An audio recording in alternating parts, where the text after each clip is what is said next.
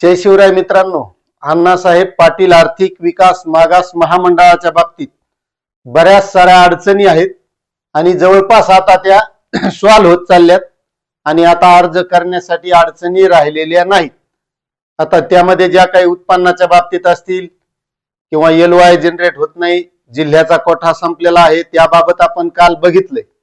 आता ज्यांना ज्यांना वाटतंय जिल्ह्याचा कोठा संपलाय असं एरर येतंय तर त्यांनी एक थोडे दिवस थांबायचं, ते एरर दूर होणार आहे। मात्र आता महत्वाचं एक सांगायचंय की काही जणांनी कमेंट केल्या होत्या की जे ऑनलाईन करणारे कोणी म्हणे 10,000 मागले 15,000 मागले, तर असं कोणालाही पैसे द्यायचे नाही, कारण ही एकदम सोपी प्रक्रिया आहे, याच्यात काहीच अवघड नाही। जर एखादा असला ना तर तुम्हाला मोबाईलवर करता येते पहा, इतकं सोपं आहे, म्हणजे याच्यापेक्षा पुन्हा सोपं काहीच सांगू शकत नाही। म्हणजे कॉम्प्युटरची बी गरज नाही, मोबाईलवर करणार जर असला ना तर ते करता येते। तुम्ही रील्स फेसबुकवरल्या त्या इन्स्टाच्या एडिट करता का, त्याच्यापेक्षा सोपं आहे पहा। आता काही जणांचं पुन्हा काय म्हणणं होतं की OTP येत नाही, पुन्हा काही म्हणायचे मला युजर आयडीच माहित नाही, म्हणजे ज्याच्याकडे ऑनलाईन केले तो पैसे मागायला आणि मग ते पैसे नाही दिले तर ते युजर आयडीच देईन। आता तुम्हाला सांगतो, युजर आयडी असू कोणाकडे ऑनलाईन केलेला असू, तुम्हाला कोणाकडे जायचीच गरज नाही, एकदम सोप्या भाषेत सांगतो आता। आणि पुन्हा एक सांगतो की बऱ्याच जणांना रिव्हॅल्युएट करायचे, म्हणजे त्याने याच्या अगोदर अर्ज भरला होता तर त्याचं कर्ज मंजूर झालं नाही, काही अडचणी आल्या असतील आणि त्याला आता ते 3 महिन्याला रिव्हॅल्युएट करावं लागतंय आणि त्याच्यासाठी एक मोजकी फी भरावी लागते। त्याच्यावर ती काय 1,000-2,000 नसती, उगा 200-250 रुपये भरावे लागते आणि रिव्हॅल्युएट होते। पुन्हा त्याच्यावर छापून येते की 3 महिन्याच्या नंतर तुम्ही पुन्हा रिव्हॅल्युएट करू शकता। आता तुम्हाला सांगतो पहिली गोष्ट युजर आयडी बाबतची, तर एक लक्षात घ्या, ज्यावेळेस तुम्ही रजिस्ट्रेशन करता तर त्यावेळेस तुम्ही आधार नंबर टाकीत असता, म्हणजे त्याच्यासाठी तुमचा आधार नंबर हाच त्याचा युजर आयडी। म्हणजे तुम्ही ज्यावेळेस फॉरगट करायला जाता का तिथं तुम्हाला एक तर रजिस्ट्रेशन नंबर टाका म्हणते, नाही तर तुमचा आधार नंबर टाका म्हणते, आणि ते फॉरगेटचं बी बरेच जण म्हणते ते OTP येत नाही। तर आता फॉरगेट केलं का डायरेक्ट पासवर्ड यायलाय, त्याच्यासाठी OTP येत नाही। तुम्ही तिथं आधार नंबर टाकला किंवा तुमचा जो रजिस्ट्रेशन नंबर असेल तो टाकला की डायरेक्ट पासवर्ड येतो, भला तो 10-12 अंकी येतो, मग तो पासवर्ड टाकून तुम्हाला लॉग इन करता येते। आणि जे आता रिव्हॅल्युएट करायचंय त्याला माहित नसतो पासवर्ड, कारण ते ऑनलाईन कोणाकडे तरी केले ते सांगित नाही, त्याच्यामुळे त्याने काय करायचं की ते आधार नंबर टाकूनच तसंच फॉरगेट करायचं आणि पासवर्ड घ्यायचा आणि पासवर्ड टाकल्याच्या नंतर मग पुढची प्रोसेस करायची। बरं, ही जी काही मी माहिती सांगतो तर नुसती बघू नका, चॅनलला बी सबस्क्राईब कर जा, व्हिडिओला लाईक कर जा, काही छोटी मोठी अडचण असली त्याची कमेंट करत जा, म्हणजे माझ्याही लक्षात येईल की खरंच पुन्हा काही अडचणी आहेत का, म्हणजे त्याच्यावर आपल्याला पुन्हा काहीतरी सोल्युशन सांगता येईल।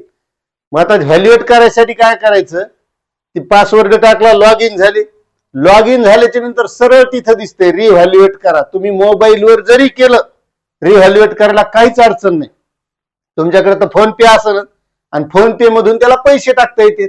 आता इतक्या सोप्या गोष्टी आहेत, तुम्हाला सांगतो अण्णासाहेब पाटील आर्थिक विकास मागास महामंडळाचं कर्ज घ्यायचं तर लय काय अवघड गोष्टी नाहीत। आता फक्त हे 4-2 कागदपत्र त्याच्यात वाढलेली, नाही तर एकदम सोपी प्रक्रिया आहे, सोपी, याच्यापेक्षा मला तरी वाटत नाही कोणती सोपी असं। आता रिव्हॅल्युएट केल्याच्या नंतर त्याला ऑनलाईन तुमचं पेमेंट टाकून द्यायचं, लगेच रिव्हॅल्युएट होऊन जातं आणि त्यानंतर तुम्हाला प्रिंट काढून जिथं कुठं कर्ज घ्यायचं असेल तर तिथं हे कागदपत्र देऊन टाकायचे। आता तिथं प्रोजेक्ट रिपोर्ट मागतात, काही 12 भानगडी, आता ते वेगवेगळ्या बँकांनी वेगवेगळे नियम असतात, कुठं फायनान्सला गेले तर मग तिथं प्रोजेक्ट रिपोर्ट लागत नाही, ट्रॅक्टर घ्यायचा असेल तरी प्रोजेक्ट रिपोर्ट लागत नाही। मात्र ज्या काही बँका असतात तर या बँका तुम्हाला जर एखादा मशिनरी व्यवसाय करायचा आहे, कटलरी व्यवसाय करायचा आहे तर त्या प्रोजेक्ट रिपोर्ट मागतात, इस्टिमेट मागतात। मग जर अशी दुकानदारी करायची असेल तर तुम्ही जे काही कर्ज प्रक्रिया करताना किती कर्ज पाहिजे हे त्या पोर्टलवर टाकलेलं आहे, त्याप्रमाणे इस्टिमेट ज्याला जी दुकानदारी करायची असेल त्यानं त्या दुकानदारीचा होलसेलर धुंडायचा आणि त्या होलसेलर कडून स्टेटमेंट आणायचं की इस्टिमेट आणायचं की तुम्हाला किती पर्यंतचा माल लागणार आहे, मग तेवढ्या लाखाचं तुम्ही आणायचं आणि ती त्या बँकेला द्यायचं.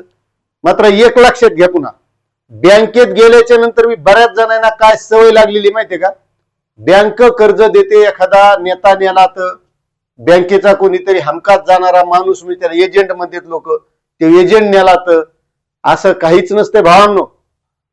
तुम्हाला कर्ज प्रक्रिया करायची ना, त्या मॅनेजरला सविस्तर जाऊन ही माहिती द्यायची, मला असं असं कर्ज पाहिजे, या उद्योगासाठी पाहिजे, व्यवसायासाठी पाहिजे, आणि मी कशा प्रकारे हे कर्ज भरू शकतो ते बोलून सांगायचं.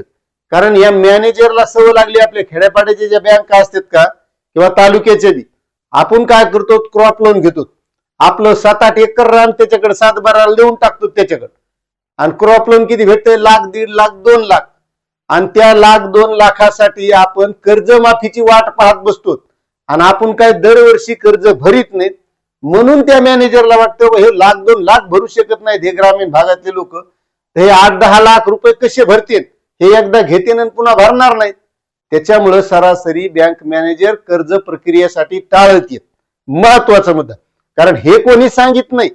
कारण तुम्ही जर बँकेत गेले, तुमचं आधार कार्ड, पॅन कार्ड ते घेत आहे, असं कॉम्प्युटर त्याच्याकडे तोंड करून ठेवलेलं असते, ते तुमचा आधार नंबर टाकतंय, पॅन कार्ड टाकतंय, तुमचा रिपोर्ट पाहतंय, त्याच्यावर तुम्ही याच्या आधी कोणते कर्ज घेतले होते का, भरले होते का, तुमचा सिबिल रिपोर्ट काय, हे सगळं पाहतंय.